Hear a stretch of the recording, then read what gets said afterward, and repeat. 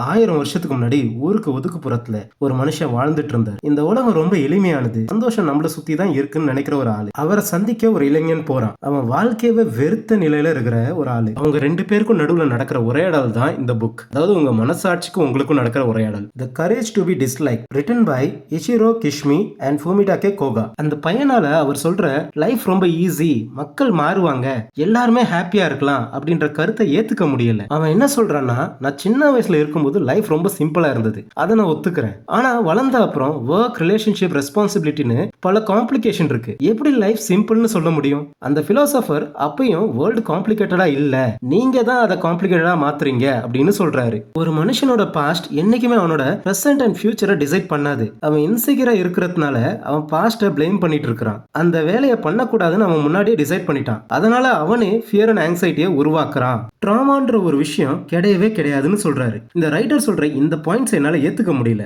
உங்க கருத்தை நீங்க கமெண்ட்ல சொல்லுங்க. உன் வாழ்க்கையில நடக்கிற விஷயங்கள் எல்லாமே நீ எடுக்கிற முடிவுனால தான் நடக்கும். உன்னோட பாஸ்ட் இன்சிடென்ட்ஸ் எதுவும் அதுக்கு காரணம் கிடையாது. ஒருத்தரை நம்ம கோவத்துல திட்டல, கத்தல, அந்த ஆளை நம்ம திட்டணும் கத்தணும்னு முடிவு பண்ணிட்டு தான் கோவமே படுறோம் அப்படின்னு சொல்றாரு. அதுக்கப்புறம் கோவத்து மேல பழிய போடுறோம். நம்ம ஊர்ல கூட குடிச்சிட்டு வந்து வீட்டுல இருக்கிற லேடிஸை தான் அடிப்பாங்க, திட்டுவாங்க. கேட்டா போதையில பண்ணிட்டோம்னு சொல்லுவாங்க. ஏன் போதையில ரோட்ல நல்லா ஸ்ட்ராங்கா இருக்கிற ஆள் அடிக்க வேண்டியதானே? மாட்டாங்க. மனுஷனுக்கு எமோஷன்ஸ் இருக்க கூடாதுன்னு சொல்லல, ஆனா அதை கண்ட்ரோல் பண்ண முடியும்னு தான் அவர் சொல்றாரு. கடவுள் இல்லைன்னு சொல்லல, ஆனா இருந்தா நல்லா இருக்கும், அந்த மாதிரி தான் வச்சுக்கோங்களேன். ஒவ்வொருத்தரும் இன்னொருத்தரோட கம்பேர் பண்ணி நம்ம அவரை மாதிரி இவரை மாதிரி இருந்தா ஹாப்பியா இருக்கலாம் அப்படின்னு நினைச்சு தன்னை தானே நேசிக்க மறந்துட்டாங்க. நீ இன்னொரு இடத்துல ஹாப்பினஸ் தேடுற வரைக்கும் நீ ஹாப்பியா இருக்க மாட்டேன். உன்னோட சந்தோஷம் உன்னை சுத்தி தான் இருக்கு, அதை நீ அக்செப்ட் பண்ணாம இருக்கிற. நீ அன்ஹாப்பியா இருக்கணும்னு நீ தான் முடிவு பண்ணிருக்கிற. உன்னை சுத்தி நடக்கிற சிச்சுவேஷன்ஸ் கிடையாது. உன் லைஃப் ஸ்டைலை நீ தான் டிசைட் பண்ணிருக்கிற. உன்னோட பிறப்பு, மேபி நீ பிறந்த இடம், அதெல்லாம் உன் சாய்ஸ்ல இல்ல. பட் இப்போ நீ யாரா இருக்கிறியோ அது உன்னோட சாய்ஸ் மட்டும்தான். அந்த முடிவை நீ எப்ப வேணாலும் மாத்திக்கலாம். உன்னால சேவிங்ஸோ இன்வெஸ்ட்மெண்ட்டோ பண்ண முடியலையா? இப்போ உடனே கூட ஆரம்பிக்கலாம். குடிக்கிறியா? இப்போ உடனே கூட நீ ஸ்டாப் பண்ணலாம். கோவப்படுறியா? அதை நீ நினைச்சா கண்ட்ரோல் பண்ணலாம். பட் நீ முடிவு எடுக்கிற வரைக்கும் எதுவுமே மாறாது. உனக்குன்னு ஒரு ஆம்பிஷன் இருக்கும், ஆனா அதுல ஃபோக்கஸ் பண்றதுக்கு டைம் இல்லைன்னு சொல்லுவேன். ஆனா டைம் நிறையவே இருக்கும். உனக்கு இப்போ அதை ட்ரை பண்ண தோணல, அதனால நீயே ஒரு ரீசன் உருவாக்கி அதை ட்ரை பண்ணாம இருக்கிற. உன்கிட்ட டைம் இல்லைன்னு நினைச்சா உன்னோட போன்ல டிஜிட்டல் வெல்பீயிங் போய் பாரு, எவ்வளவு நேரம் போன் யூஸ் பண்றேன்னு அதை காட்டும். காசு இல்லைன்னு நினைக்கிறியா? உன்னோட டிரான்சாக்ஷன்ஸ் போய் பாரு, எவ்வளவு தேவையில்லாத செலவு அண்ட் தேவையில்லாத இஎம்ஐன்னு புரியும். நீங்க உங்களை நேசிக்கலன்னா உங்களோட குறை மட்டும் தான் உங்களுக்கு தெரியும். நான் லவ் சொல்லியிருந்தா அவங்க அக்செப்ட் பண்ணியிருப்பாங்க. டிரான்ஸ்ஃபர் கிடைச்சா எனக்கு ஃபினான்ஷியல் ப்ராப்ளம் சால்வ் ஆயிடும், நல்லா படிச்சா வாழ்க்கை மாறிடும்னு நினைச்சிட்டு மட்டும் இருந்தா ஒன்றும் நடக்காது. அதை பண்ணா மட்டும்தான் நம்ம சக்சீட் ஆகுறோமா இல்லையான்னு நமக்கு தெரியும். நம்ம எல்லாருமே ரிஜெக்ஷனுக்கு பயந்து நம்மள யாருக்கும் பிடிக்காம போயிடுமோன்ற பயத்துல அந்த ஸ்டெப்பை எடுத்து வைக்காம இருப்போம். ஒரு கமிட்மெண்ட் ப்ராப்ளம்ல இருந்து எஸ்கேப் ஆகிறதுக்காக தனித்தனியா இருக்கலாம்னு முடிவு பண்ணுவோம். ஆனா ஒரு மனுஷனால எப்படி தனியா இருக்க முடியும்? அது முடியவே முடியாது. ஒரு மனுஷன் தனியா இருக்கிறதும் தனிமையில இருக்கிறதும் வேற வேற. தனிமன்றது எல்லாருமே கூட இருக்கும்போது என்ன நம்ம யாரு கண்ணுக்கும் தெரியல, நம்மள ஏன் யாரும் கண்டுக்க மாட்டிருக்கிறாங்க அப்படின்ற ஃபீல்ல வரக்கூடிய ஒண்ணு. உங்களுக்கு எப்பவாவது இன்ஃபீரியாரிட்டி காம்ப்ளெக்ஸ் இருந்திருக்கா? நம்ம வயசுல இருக்கிற ஒருத்தன் நம்மளை விட நல்ல வேலையில, நல்ல சேலரியில, சொந்த வீடு, காரு, குடும்பம்னு அச்சீவ் பண்றாங்கன்னா இந்த ஃபீல் நிறைய பேருக்கு வரும். ஆனா இது நீ உன்னை மத்தவங்க கூட கம்பேர் பண்றதுனால தான் வருது. கரெக்ட் தானே? இன்ஸ்டாகிராம்ல யாரோ ஒரு இன்ஃப்ளூயன்சரோட லைஃப் ஸ்டைலை பார்த்துட்டு இதே மாதிரி நம்மளும் வாழணும்னு நிறைய பேர் இங்க கடன் பட்டு தெரியறான். அவங்க போற ட்ரிப்புக்கு போகணும், அவங்க போற ஹோட்டலுக்கு போகணும், அவங்க போடுற ட்ரெஸ்ஸை போடணும் அப்படின்னு நினைச்சு தன்னைத்தானே இழக்க ஆரம்பிக்கிறான் அவன். ஸோ நீ ஃபர்ஸ்ட் கம்பேரிசனை ஸ்டாப் பண்ணு. உன்னை வேற யாராவது மற்றவங்க கூட கம்பேர் பண்ணா எவ்வளவு கோவம் வரும், அதே தான் உனக்கும் உன் மேலேயே உனக்கு கோவம் வரணும் கம்பேர் பண்றதுக்கு. நீங்க வாழ்க்கையில அடுத்த லெவலுக்கு ஸ்டெப் எடுத்து வைக்காம இருக்கிறதுக்கு ஒரு காரணத்தை தேடுறீங்க. அதுதான் உங்களோட இன்ஃபீரியாரிட்டி காம்ப்ளெக்ஸ். ஒரு கோலை செட் பண்ணிட்டு அது உடனே அச்சீவ் ஆகலனா என்னால இது முடியாது, நான் இப்படி இருக்கிறது தான் இதுக்கு காரணம் அப்படின்னு பழிய போட்டுட்டு ஈஸியா எஸ்கேப் ஆக பாக்குறீங்க. நியூ இயர் ரெசல்யூஷனை யார் இது கடைபிடிக்கிறீங்க அப்படின்னு கமெண்ட்ல சொல்லுங்க. கிவ் அப் பண்றதுக்கு பதிலா நீங்க நல்லா உழைக்கணும், நல்லா படிக்கணும் அப்படின்னு அதுல ஃபோக்கஸ்டா இருங்க. நீங்க இதெல்லாம் பண்றது ரொம்ப கஷ்டம்னு ஃபீல் பண்றதுனால தான் உங்களோட இன்ஃபீரியாரிட்டி காம்ப்ளெக்ஸ் மேல பழிய போட்டுட்டு எஸ்கேப் ஆக பாக்குறீங்க. இன்ஃபீரியாரிட்டி காம்ப்ளெக்ஸ் மாதிரியே சிலருக்கு சுப்பீரியாரிட்டி காம்ப்ளெக்ஸ் இருக்கும். தன்னை பத்தி பெருமையா பேசிக்கிட்டே இருப்பாங்க, தன்னோட அச்சீவ்மெண்ட்ஸை சொல்லிக்கிட்டே இருப்பாங்க.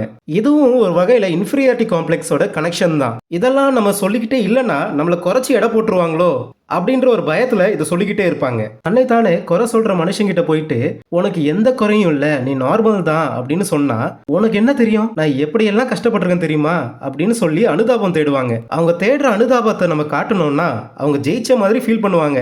வாழ்க்கையில முன்னேறணும்னு நினைக்கிறது எப்பவுமே தப்பு இல்ல. இன்ஃபேக்ட் எல்லாருமே முன்னேறிக்கிட்டு தான் இருக்கிறோம். ஒரு அடியா எடுத்து வச்சு முன்னேறிக்கிட்டு இருக்கிறோம். நம்ம வாழ்க்கையில நான் மட்டும் தான் டாப்ல இருக்கணும் அப்படின்னு நினைக்கிறவன் மத்தவங்களை மிதிச்சு கீழே தள்ளிட்டு தான் டாப்புக்கு போவான். வாழ்க்கை ஒரு காம்படிஷன் கிடையாது, நீ ஜெயிச்சே ஆகணுன்றதுக்கு. இன்னொருத்தன் கூட கம்பேர் பண்றதுனால தான் ஒரு மனுஷனுக்கு இந்த எண்ணமே வருது.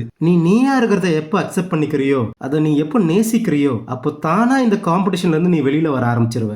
நீ ஒரு போட்டிக்குள்ள நுழைஞ்சிட்டனா இந்த உலகத்துல உன்னை சுத்தி வாழ்ற மனுஷனை எதிரியா நினைக்க ஆரம்பிப்ப. எல்லாரையும் ஜெயிக்கணும்னு நினைச்சு உன் வாழ்க்கையோட எல்லா விதமான சந்தோஷத்தையும் நீ இழப்ப. நீ சக மனிதர்களை நம்புறதை நிப்பாட்டுவ. எல்லாரையும் நம்புற ஒருத்தனுக்கு ஒவ்வொரு நொடியும் சந்தோஷமும் நிம்மதியும் கொட்டி கிடக்கும். யாரையுமே நம்பாத ஒருத்தனுக்கு கண்ணை மூடுனா மட்டும்தான் நிம்மதி இருக்கும். தலையில முடி இருக்கா, ஒழுங்கா இருக்கா அப்படின்னு கண்ணாடியை பார்த்துக்கிட்டு ரொம்ப நேரம் அட்ஜஸ்ட் பண்ணுவோம். யாராவது பார்த்தா என்ன நினைப்பாங்க அப்படின்னு யோசிப்போம். ஆனா ஆப்போசிட்ல இருக்கிறவன் 24 மணி நேரம் அவன் வாழ்க்கையை விட்டுட்டு உன் முடி எப்படி இருக்குன்னா கவனிக்க போறான். நீ மத்தவங்களை எதிரியா பாக்குறத நிப்பாட்டினாதான் அவங்க வெற்றியை உன்னோட வெற்றியா பார்ப்ப. அவங்க சந்தோஷத்தை நீ உன்னோட சந்தோஷமா பார்ப்ப. இல்லைன்னா பொறாம மட்டும்தான் படுவ. அதை நீ படாம விட்டன்னு வச்சுக்கேன், வாழ்க்கை ரொம்ப அழகானதா மாறும். ஒருத்தன் உன்னை கோவப்படுத்த முயற்சி பண்றான், அதுக்கு நீ கோவமும் பட்டுட்டன்னா ஜெயிச்சது நீ இல்ல, அவன் தான். இப்போ நீங்க 2 பேரும் யாரை கட்டுப்படுத்துறதுன்னு ஒரு போட்டிக்குள்ள இறங்கிடுவீங்க. அப்படியே அந்த போட்டியில யாராவது ஒருத்தர் ஜெயிச்சாலும் இன்னொருத்தர் ரிவெஞ்ச் எடுக்கணும்ன்ற மோடுக்கு போயிடுறாரு. அது 2 பேருக்குமே நஷ்டமா தான் போய் முடியும். யாராவது ஒருத்தர் சமாதானமா போயிருந்தா இந்த போட்டிக்கான இடமே இருந்திருக்காது. கோவத்தை எப்படி கண்ட்ரோல் பண்றது அப்படின்னு கேட்டீங்கன்னா அது வெறும் ஒரு இமோஷன். நீங்க சொல்ல வரத கம்யூனிகேட் பண்றதுக்கு ஒரு டூலா யூஸ் பண்றீங்க. நீங்க அந்த விஷயத்த கோவப்படாம கூட கம்யூனிகேட் பண்ணலாம். படையப்பா படத்துல அதிகமா ஆசைப்படுற ஆம்பளையும் கோவப்படுற பொம்பளையும் நல்லா இருந்ததா சரித்திரம் இல்ல அப்படின்னு ஒரு டைலாக் வரும். அது பார்ஷியலி உண்மைதான். இது 2 ஜெண்டருக்குமே பொதுவான ஒரு விஷயம். அதிகமா கோவப்படுற ஆம்பளையும் நல்லா இருந்ததா சரித்திரம் இல்ல. உங்களுக்கு ஒரு விஷயம் தெரியுன்றதுக்காக இன்னொருத்தவங்களை மட்டம் தட்டக்கூடாது. நீ தான் ரைட்னு ப்ரூவ் பண்ணி ஜெயிக்கணும்னு முடிவு பண்ணன்னு வச்சுக்கோங்க, நீ தப்பான டிசிஷன்ஸ் எடுக்க வாய்ப்பு அதிகமா இருக்கு. இதனால நிறைய பேரை நீ இழக்க கூட கூடும். வாழ்க்கையில நீ முன்னேறணும்னா நீ உன்னை நம்பணும். உன்னால இந்த காரியம் முடியும் அப்படின்னு நீ நம்பணும். உன்னை சுத்தி இருக்கிறவங்கள நீ எதிரியா பார்க்காம உன்னோட காம்ரேட்ஸ் அப்படின்னு நம்பணும். ஒரு புக்கு எழுதுறது வேணா ஒருத்தரோட வேலையா இருக்கலாம், ஆனா அதை பப்ளிஷ் பண்றதுக்கு சேல் பண்றதுக்கு பல பேரோட சப்போர்ட் கண்டிப்பா வேணும். கண்டிப்பா ஒரு ரீடர் வேணும். அதே மாதிரிதான் என்னோட யூடியூப் சேனலும். நான் தனியா வீடியோ போடலாம், ஆனா உங்களை மாதிரி ஒரு வாட்சர்ஸ் சப்ஸ்கிரைபர்ஸ்லாம் இருந்தா மட்டும்தான் என்னால ஜெயிக்க முடியும். ஸோ கண்டிப்பா நம்ம சேனலை சப்ஸ்கிரைப் பண்ணுங்க, கீழே கமெண்ட் பண்ணுங்க, லைக் பண்ணுங்க, ஷேர் பண்ணுங்க.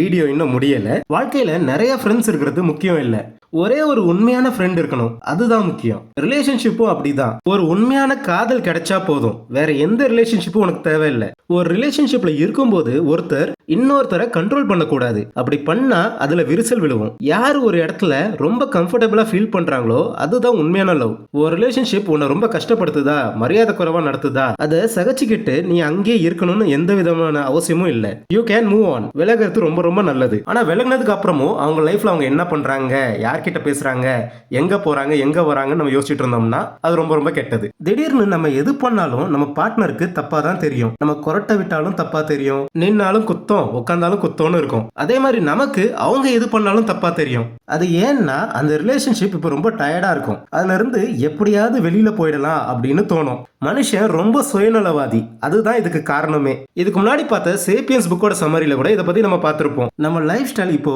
இப்படி இருக்கிறதுக்கான காரணம் மத்தவங்க கிடையாது, நம்ம தான் நம்ம லைஃபோட டிசிஷன்ஸ்லாம் எடுத்து இந்த நிலைமையில இருக்கிறோம். மத்தவங்க உன்னை மேனிபுலேட் பண்ணி இருந்தாலும் கடைசியில் அந்த டிசிஷன் எடுத்தது யாரு? நீ தானே. மத்தவங்களை பிளேம் பண்ணி எஸ்கேப் ஆக கூடாது. இது வரைக்கும் நம்ம பார்த்தது எல்லாமே அந்த பிலாசபரும் யங்மேனும் முதல் 2 நாள் அதுல பேசின விஷயங்கள் தான். மீதி 3 நாள் என்ன பேசினாங்கன்றத நம்ம அடுத்த வீடியோல பார்க்கலாம்.